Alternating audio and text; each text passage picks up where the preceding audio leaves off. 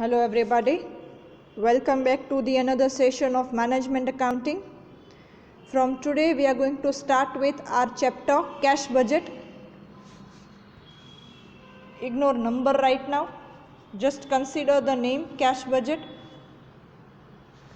You can check the sequence of this chapter in your syllabus that I have given. So starting with the unit cash budget today, I have already forwarded the questions of this chapter in form of PDF file in our WhatsApp group. So those who still didn't have the same, just get that photocopied, right? Examples તમારી સામે નહીં હોય તો બિલકુલ ખબર નહીં પડે કે આપણે શું કરીએ છીએ, right? So get those photocopied and then start with this. So today we are going to discuss important working notes related with this chapter along with its concept. So cash budget. Budget word represents the forecasting and estimation. So now just combine these two words, cash forecasting and estimation. So how can it be done? So this is related with cash income and cash expenses of the business, right? So here we are just preparing the statement or format in which we are discussing the cash income and cash expenses of the business.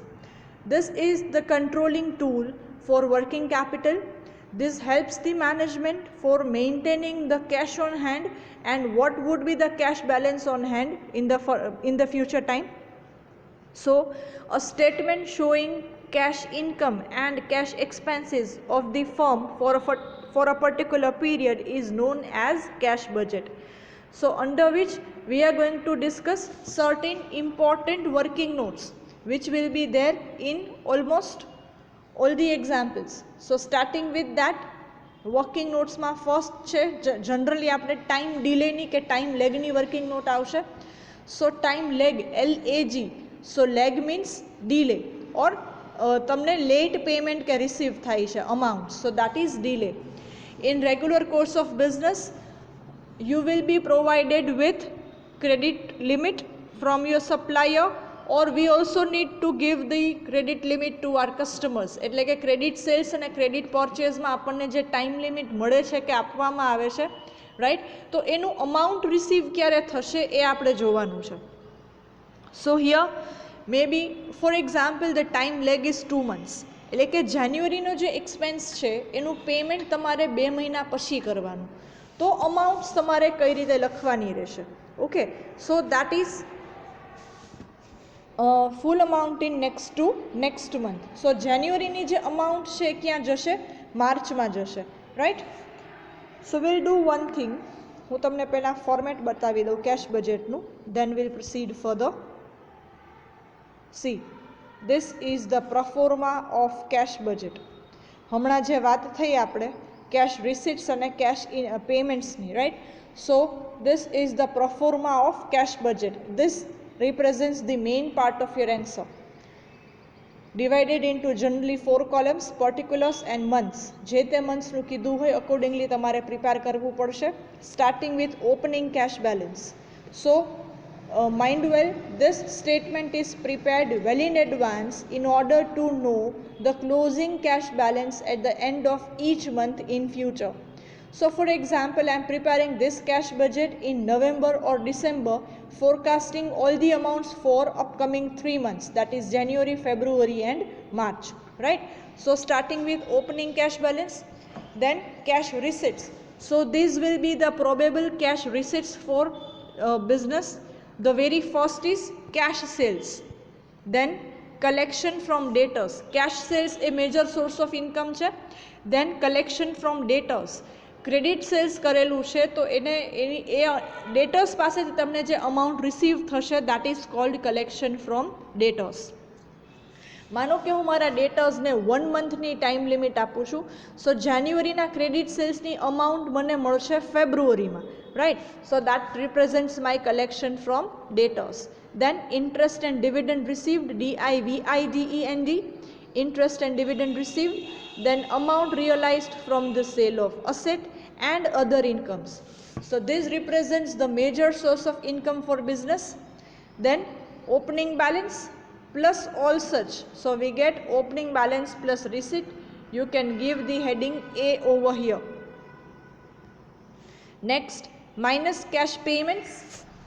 So what would be the payments or expenses for the business? So the very first is cash purchase, right? Then payment to creditors, wages and salaries, factory expenses. Cash purchase, again major source of payment. Then credit purchase કરો છો તો એ credit પરચેસનું તમારે જે payment કરવાનું હોય છે તમારા સપ્લાયર્સને, that represents payment to creditors. Then payment of wages and salaries, factory expense, admin expense, selling expense, commission on sales, interest or dividend paid, purchase or installment of asset. All this represents the expenses of the business. And income tax. So, and other expenses. So by totaling all this we get our total payments, and then opening balance plus receipts minus payments, so that represents the closing cash balance of the particular month. Closing balance of January will become opening balance of March, and so on. તો હવે આ budget બનાવવા માટે તમારે working notes prepare કરવી પડશે.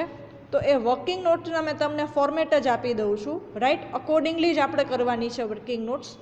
તો જ્યારે તમને તમારા સપ્લાયર્સ 2 મંથની લિમિટ આપે છે કે તમે તમારા કસ્ટમર્સને 2 મંથની ટાઈમ લિમિટ આપો છો, તો એનું પેમેન્ટ કે કલેક્શન કેવી રીતે થશે એ આપણે જોઈએ. So whenever the time lag is given in the example for any of the expenses or sales of or purchases for 2 months, so the full amount will be paid in next month, or amount will be received in next month. 2 months એટલે કે જાન્યુઆરી પછીના 2 મહિના, તો જાન્યુઆરી પછી ફેબ્રુઆરી 1st અને March છે 2nd, so next to next. Likewise, જો 1 month હોય તો પૂરેપૂરી અમાઉન્ટ ક્યાં પે કરવાની કે રિસીવ કરવાની? નેક્સ્ટ મંથમાં, રાઈટ? એટલે કે જાન્યુઆરીનું જશે ફેબ્રુઆરીમાં. Next, half month or 15 days or 2 weeks. So half month, half amount same મંથમાં અને હાફ અમાઉન્ટ જશે નેક્સ્ટ મંથમાં. સો 15 days કે હાફ મંથનું ડિલે થાય છે, તો ફર્સ્ટ મંથના ફર્સ્ટ 15 daysનું પેમેન્ટ કે રિસીટ થશે નેક્સ્ટ 15 daysમાં, અને નેક્સ્ટ 15 daysનું પેમેન્ટ જશે નેક્સ્ટ મંથના ફર્સ્ટ 15 daysમાં, રાઈટ? સો હાફ મંથ એટલે કે 2 weeks ઓર 15 days. તો હાફ મંથનો ટાઈમ લેગ હોય, હાફ મંથનું ડીલે ઇન પેમેન્ટ હોય, તો હાફ સેમ મંથમાં મળશે અને હાફ અમાઉન્ટ નેક્સ્ટ મંથમાં મળશે. સો એક્ઝામ્પલ મેં આપ્યું છે અહીંયા, જાન્યુઆરીની હાફ અમાઉન્ટ મળશે જાન્યુઆરીમાં અને હાફ અમાઉન્ટ મળશે ફેબ્રુઆરીમાં, right? 1st to 15th અમાઉન્ટનું payment જશે 16th to 31st જાન્યુઆરીમાં, અને 16th to 31st જાન્યુઆરીનું પેમેન્ટ જશે ફેબ્રુઆરીના 1st to 15thમાં, right? So this represents the half month. તો જેમ હાફ મંથ છે એવી જ રીતે 1/4 મંથ. 1/4 મંથનું ડીલે એટલે કે મંથને 4 સ્લોટમાં ડિવાઈડ કરો તો 4 પોર્શન થયા. ફર્સ્ટ વીકનું પેમેન્ટ સેકન્ડમાં, સેકન્ડ વીકનું પેમેન્ટ થર્ડમાં, થર્ડનું પેમેન્ટ ફોર્થમાં, અને ફોર્થ વીકનું પેમેન્ટ તમને મળશે નેક્સ્ટ મંથના ફર્સ્ટ વીકમાં, right? So this represents 3/4 amount collected in same month and 1/4 amount in the next month, right? તો એનું એક્ઝામ્પલ આપેલું છે. જાન્યુઆરીની વાત કરતા હોય તો જાન્યુઆરીની અમાઉન્ટના 3/4 જશે જાન્યુઆરીમાં અને 1/4 જશે ફેબ્રુઆરીમાં, right? Next,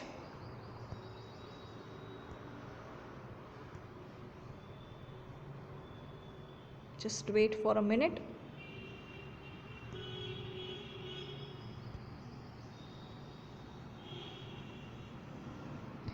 next is 1/8 month. જેમ હાફ હતું 1/4 હતું એ રીતે 1/8 month.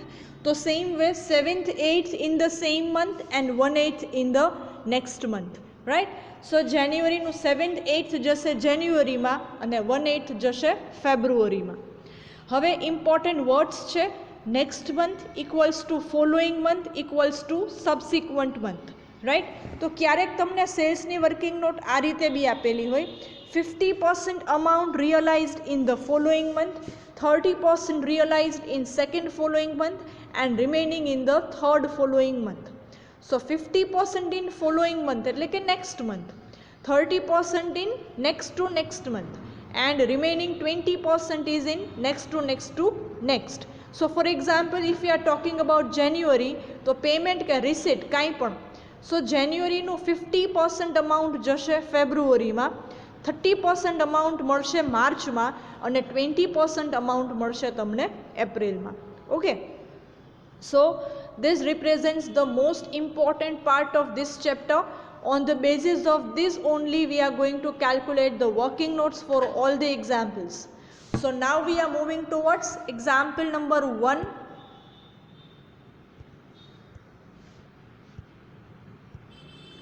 Of our syllabus, of our litho.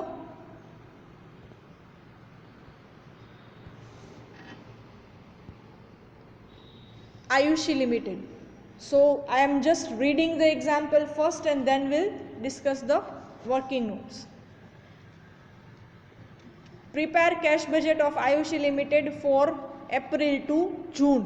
So 3 months નું બજેટ છે, તો જેટલા મંથ કીધા હોય એટલી કોલમ્સ આવશે, એપ્રિલ, મે અને જૂન, right. Information is given from January to June. Sales is given, purchase is given in the tabular form, wages as well as expenses. Additional informations are given. Machinery purchased for rupees 50,000 in April, income tax paid in 40,000 in May, rent of rupees 700 each month not included in the expenses. Then 80% of purchases and sales are based on credit terms.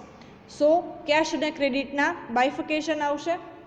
Then time lag, credit sales 2 months, credit purchase 1 month, wages half month and expenses 1/4 month.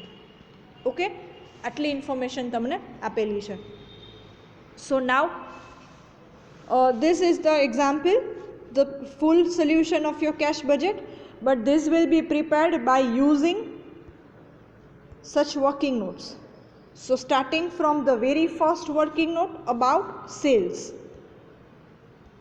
right? So sales ના તમારી પાસે data આપેલા છે.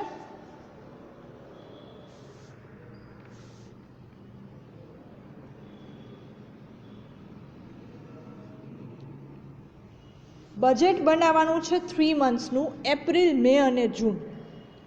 પણ working નોટ્સમાં columns છે એ different આવશે. દરેક working નોટમાં નંબર ઓફ કોલમ્સ છે એ ફરતા રહેશે. એના માટે તમારે જોવાનું તમારો ટાઈમ લેગ. જો શું કીધું છે, ટાઈમ લેગ 2 મંથ્સ છે, રાઈટ. તો જેટલા મંથ સુધી તમારું પેમેન્ટ કે કલેક્શન ડીલે થતું હોય એટલી કોલમ તમારે એડવાન્સમાં બનાવવાની. તમારું મેઇન બજેટ સ્ટાર્ટ થાય છે એપ્રિલથી. 2 મંથ્સનો ટાઈમ લેગ છે, તો કેટલા સુધી ડ્રેગ થાય? જાન્યુઆરીનું પેમેન્ટ કે કલેક્શન તમને ક્યાં થશે? માર્ચમાં. તો 2 મહિના સુધી તમારું પેમેન્ટ કે રિસીટ ખેંચાયું, તો મેઇન બજેટ કરતાં 2 મહિના પહેલાં કોલમ બનાવવાની. તો આ કોન્સેપ્ટ આપણે બધી વર્કિંગ નોટમાં ફોલો કરશું. જેટલો ટાઈમ લેગ હોય અકોર્ડિંગલી તમારી વર્કિંગ નોટની કોલમ્સ છે એના નંબર્સ નક્કી થશે. 2 મંથ્સ હોય તો 2 કોલમ એડવાન્સમાં બનાવવાની, 1 મંથ, હાફ મંથ, 1/4 મંથ કે 1/8 મંથ હોય તો 1 કોલમ એડવાન્સમાં બનાવવાની, right. So for sales we have calculated the working note from the month of February. તો સૌથી પહેલી લાઈન જોવો, ટોટલ સેલ્સની અમાઉન્ટ લખી લેવાની તમારે તમારા એક્ઝામ્પલમાંથી, પછી અંડરલાઇન કરી છે. હવે એમાં તમને કેશ ક્રેડિટના બાયફિકેશન પૂછે છે. તો ફેબ્રુઆરીના 1,50,000ના 20%, 30,000 અને 80% 1,20,000. આ રીતે બધાના તમારે 20% અને 80%માં બાયફિકેશન લખી નાખવાના. માર્ચની વાત કરીએ સો 130ના 20% 26,000 and 80% 1,04,000. એવી જ રીતે એપ્રિલ, મે અને જૂન. હવે કેશ છે તમને અલગ કલરથી દેખાય છે, તો કેશનો નેચર કેવો હોય? To be realised in same month. Same મંથમાં એનું કલેક્શન મળી જાય. તો આ જે અલગ કલરથી લખેલું છે અને મેં જે હાઇલાઇટ કરેલું છે એ તમારા બજેટમાં પ્લેસ થશે, રાઈટ. પછી શું વાત છે? ક્રેડિટ સેલ્સની વાત છે. તો ફેબ્રુઆરીનું જે ક્રેડિટ સેલ્સ છે એની અમાઉન્ટ તમને ક્યારે મળશે? શું કીધું છે? 2 મંથ્સ. સો ફેબ્રુઆરીનું ક્યાં મળશે? તો કે એપ્રિલમાં. સો 1,20,000 credit sales of February amount to be received in the month of April. So collection from debtors will be 1,20,000. એવી જ રીતે માર્ચનું જશે મેમાં અને એપ્રિલનું મળશે તમને જૂનમાં. સો જે રેડ કલરથી તમને અમાઉન્ટ દેખાઈ રહી છે એ આપણે બજેટમાં પ્લેસ કરશું. Let us have a look at the same. C છે કેશ સેલ્સ અને કલેક્શન ફ્રોમ ડેટર્સ, જે આપણું આગળના પેજમાં હતું. જો 28, 32, 26, તો કેશ સેલ્સ 28, 32, 26. એવી જ રીતે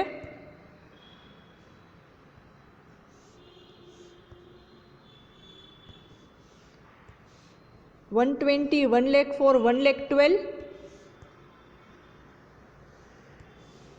120, 1,04,000, 1,12,000.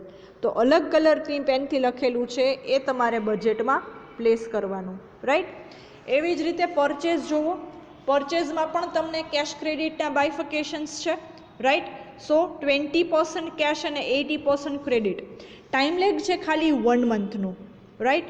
સો એપ્રિલ, મે અને જૂન તો મેઇન બજેટની કોલમ્સ છે જ, તો અહીંયા ખાલી એક કોલમ જ એડવાન્સમાં બનાવવાની, દેટ ઇઝ ઓફ માર્ચ. તો જેમ ટોટલ સેલ્સ લખ્યું એમ સૌથી પહેલાં લખી લેવાનું ટોટલ પરચેઝ. પછી પરચેઝના બાયફિકેશન કેશમાં અને ક્રેડિટમાં, રાઈટ. સો 30,000ના 20% એટલે એ 14,000 અને 56,000. સોરી, 70,000ના 20% એટલે 40,000 અને 56,000, રાઈટ.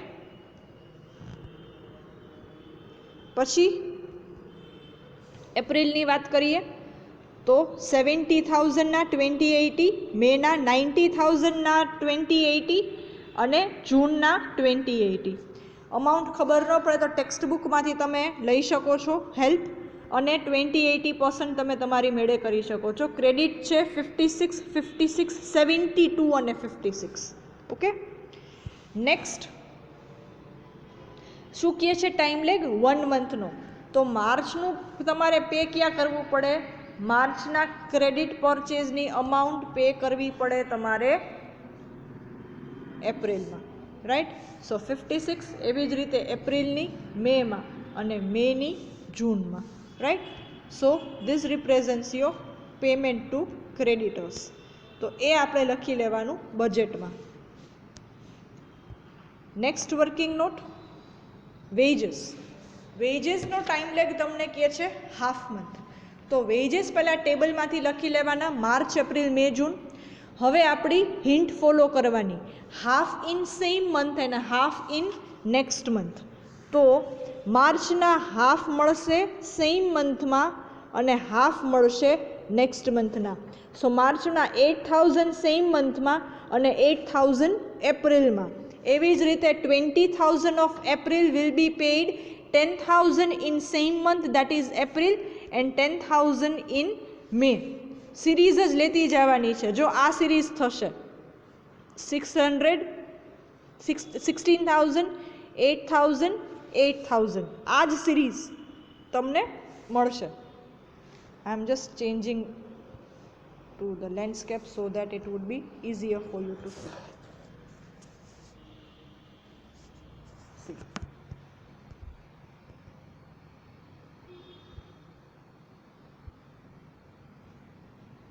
ઓકે.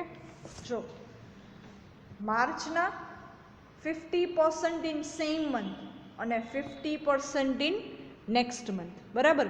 આવી જ રીતે એપ્રિલનું 20,000ના 50% એટલે હાફ એટલે 10,000 એપ્રિલમાં અને 10,000 મેમાં. કેમ કે લેગ કેટલું કીધું છે, ડીલે કેટલું કીધું છે?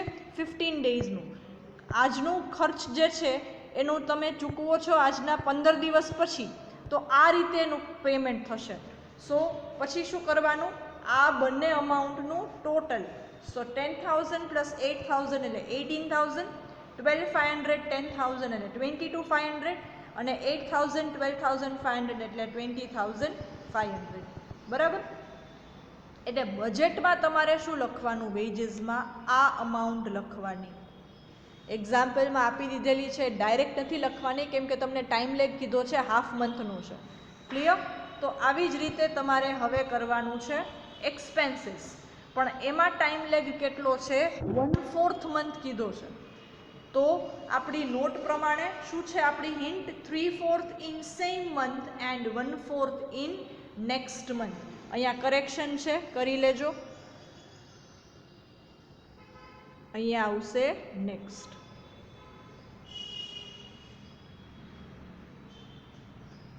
ઓકે. સો માર્ચ મંથની જો હું વાત કરું તો માર્ચના 3/4 સેમ મંથમાં અને 1/4 નેક્સ્ટ મંથમાં, રાઈટ.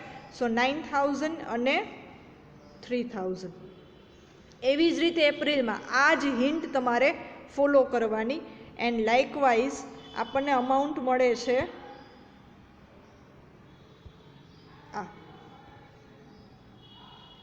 આ અમાઉન્ટ તમારે બજેટમાં લખવાની. ક્લિયર? સો વર્કિંગ નોટનો પોર્શન પૂરો. There are 4 working notes here: sales, purchase, expense and wages. So now we are moving towards budget. See, opening cash balance તમને એક્ઝામ્પલમાં આપેલી છે 40,000.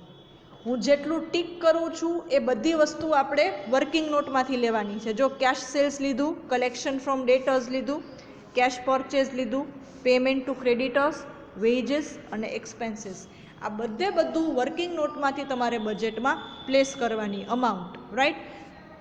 પૂરેપૂરી વસ્તુ પહેલાં લખી લેજો અને પછી પાછો વિડીયો જોજો એટલે તમને આઈડિયા આવી જશે. હવે એડિશનલ જોવો information. Machinery purchased for ₹50,000 in April. તો ખાલી એપ્રિલ મહિનામાં જ આવશે, જોવો, કેમ કે આ સ્પેશિયલ આઇટમ છે, બધા મહિનામાં નથી. So only in the month of April. And rent પછી છે income tax paid ₹40,000 in May. So May month તમારે ઇન્કમ ટેક્સ પે કરવાનો છે, તો એનું ખાલી ક્યાં આવે છે, મે મંથમાં આવે છે, બીજે ક્યાંય નહીં આવે. અને rent of ₹700 payable each month not included in expenses. ઉપરના એક્સપેન્સમાં રેન્ટ ઇન્ક્લુડ નથી, પણ ઈચ મંથ કહે છે તો બધા મહિનામાં તમારે લખવું પડે 700, 700, 700. ઓકે. તો હવે સૌથી પહેલાં તમારે કરવાનું આ બીનો ટોટલ. હવે બધી આઇટમ્સ પ્લેસ થઈ ગઈ, તો બીનો ટોટલ મળી ગયો, રાઈટ. હવે 40,000 પ્લસ ધીસ એટલે મળે 1,88,000. બીનો ટોટલ રેડી છે, માઇનસ 1,50,700 એટલે મળશે 37,300, રાઈટ. એ માઇનસ બી એટલે કે closing cash balance, A minus B. So closing balance of April will become opening balance of May. હવે સેમ વે એવી જ રીતે તમારે પાછું ટોટલ કરવાનું. 37,300 પ્લસ ધીસ 2 એટલે મળશે 173,300 માઇનસ 150,700 એટલે થશે 22,600. Closing balance of May will be opening balance of June. એમાં આ બે અમાઉન્ટ એડ કરો એટલે મળશે 1,60,600 minus total of all these payments 121,200. So final closing balance is 39,400, right. So this is your solution number 1. I am just changing the pages once again so that you can take the snapshot. So this is the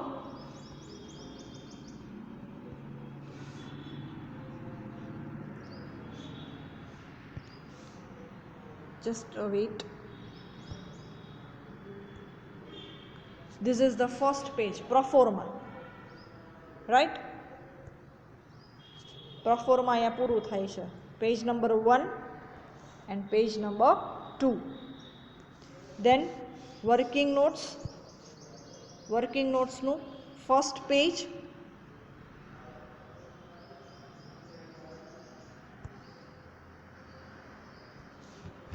then second page,